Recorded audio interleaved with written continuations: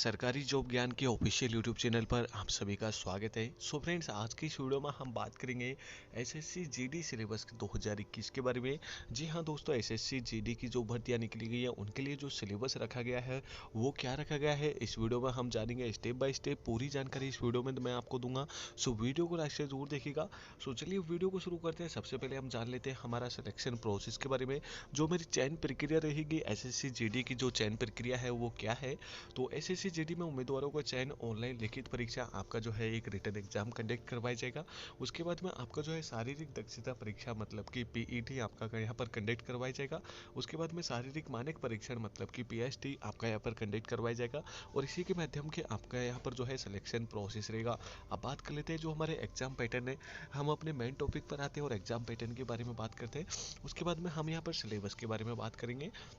उसको exam pattern हम सबसे पहले बात करते हैं रीजनिंग मतलब कि सामान्य बुद्धि और रीजनिंग से संबंधित जो प्रश्न पूछे जाएंगे वो 25 प्रश्न पूछे जाएंगे जनरल इंटेलिजेंस से। एंड इसी के साथ में सामान्य ज्ञान और सामान्य जागरूकता, जनरल नॉलेज और जनरल अवेयरनेस से आपके 25 प्रश्न यहाँ पर पूछे जाएंगे। प्राथमिक गणित से एलिमेंट्री मैथमेटिक्स से आपसे जो है 25 प्रश्न पूछे जाएंगे। एंड इसी के साथ में हिंदी और इंग्लिश से आपसे 25 प्रश्न पूछे जाएंगे। मतलब कि टोटल आपका जो है 100 नंबर का पेपर रहेगा। 100 नंबर 100 प्रश्न आपसे पूछे जाएंगे।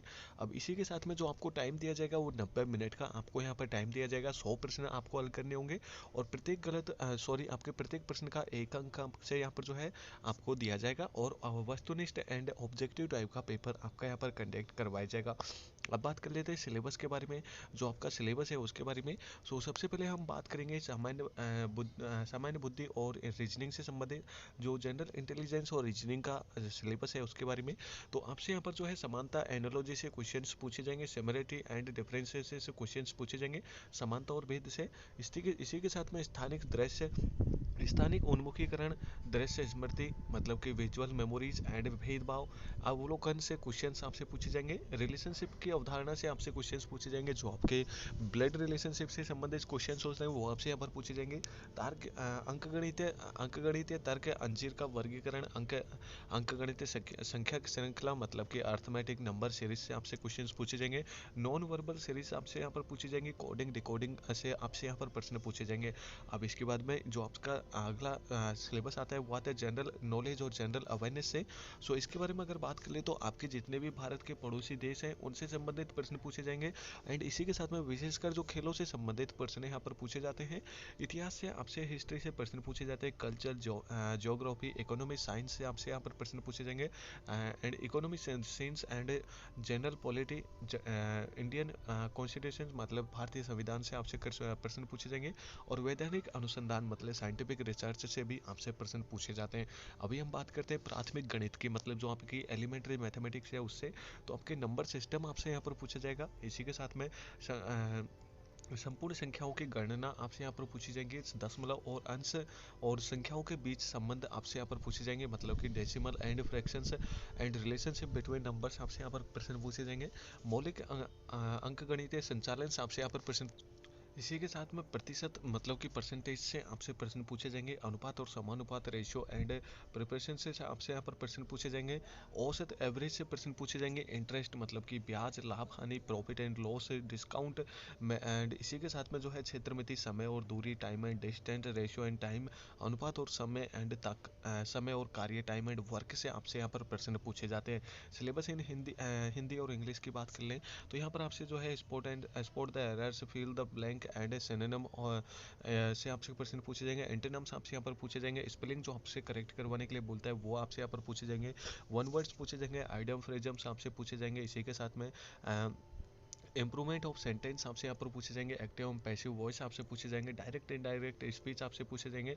फ्रेजम्स आपसे पूछे जाएंगे। इसी के साथ में clause, passage and reading comparison से आपसे यहाँ पर पूछे जाएंगे। एसएससी सिलेबस हिंदी की अगर बात कर लें, जो आपसे हिंदी में पूछे जाएंगे वो आपकी जो है वर्तनी और सामान्य अशुद्धियों और शब्दों के रूप में आपसे यहाँ पर पूछे जाएंगे। बहुवचन, अन्य लिंग में परिवर्तन एंड मुहावरा और उनका अर्थ आपसे यहाँ पर पूछा जाएगा।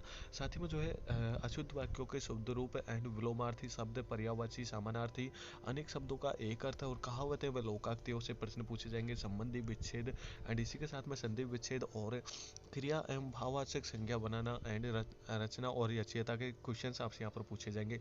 शारीरिक दक्षता का जो आपसे यहाँ पर प्रश्न पूछा जाएगा उसमें दोस्तों यहाँ पर आप चेक कर सकते हैं लिखित परीक्षा में सफल उम्मीदवारों को शारीरिक दक्षता में सम्मिलित होने का मौका दिया जाता है।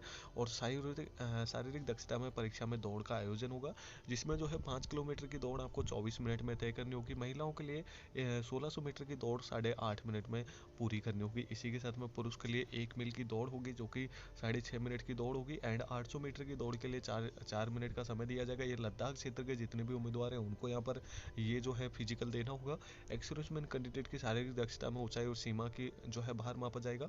इसी के साथ में एसएससी जीडी सिलेबस 2021 की अगर हम ऊंचाई के बारे में बात करें तो जो भी जनरल कैटेगरी या फिर ओबीसी कैटेगरी है उनकी हाइट 170 सेंटीमीटर होनी चाहिए। एंड एससी एसटी कैटेगरी के लिए 162.5 सेंटीमीटर हाइट होनी चाहिए। नॉर्थ ईस्ट जितने भी कैंडिडेट हैं उनके लिए 162.5 सेंटीमीटर होनी चाहिए। एंड जो नॉर्थ ईस्ट के रिजर्व कैटेगरी कैंडिडेट है उनकी 170 सेंटीमीटर रखी गई है। गोरखा के पुरुष कैंडिडेट के लिए 157 सेंटीमीटर रखी गई है। अब महिलाओं के लिए अगर बात कर ले तो जनरल कैटेगरी या फिर ओबीसी के लिए 157 centimetre and SC ST category के लिए 150 सेंटीमीटर, नॉर्थ ईस्ट से 152 सेंटीमीटर होनी चाहिए जो भी जनरल कैटेगरी वाले हैं। एंड इसी के साथ में रिजर्व कैटेगरी के लिए 147 सेंटीमीटर आपकी हाइट होनी चाहिए। सीना जो है सिर्फ पुरुषों के लिए रहेगा जो कि 80 सेंटीमीटर रखा गया है। जनरल ओबीसी कैटेगरी के लिए 85 सेंटीमीटर तक आपको फुलाना होगा। एंड रिजर्व कैटेगरी के लिए 76 सेंटीमीटर रखा गया है और 81 सेंटीमीटर तक आपको जो है चेस्ट को फुलाना होगा, मतलब कि 5 सेंटीमीटर आपको यहाँ पर फुलाना होता है। एंड नॉर्थ ईस्ट के लिए 77 to 82 यहाँ पर रखा गया है। वजन की बात कर ले तो आपकी जो भी हाइट होगी उसके माध्यम से आपकी जो है यहाँ पर वजन को फिक्स किया जाएगा।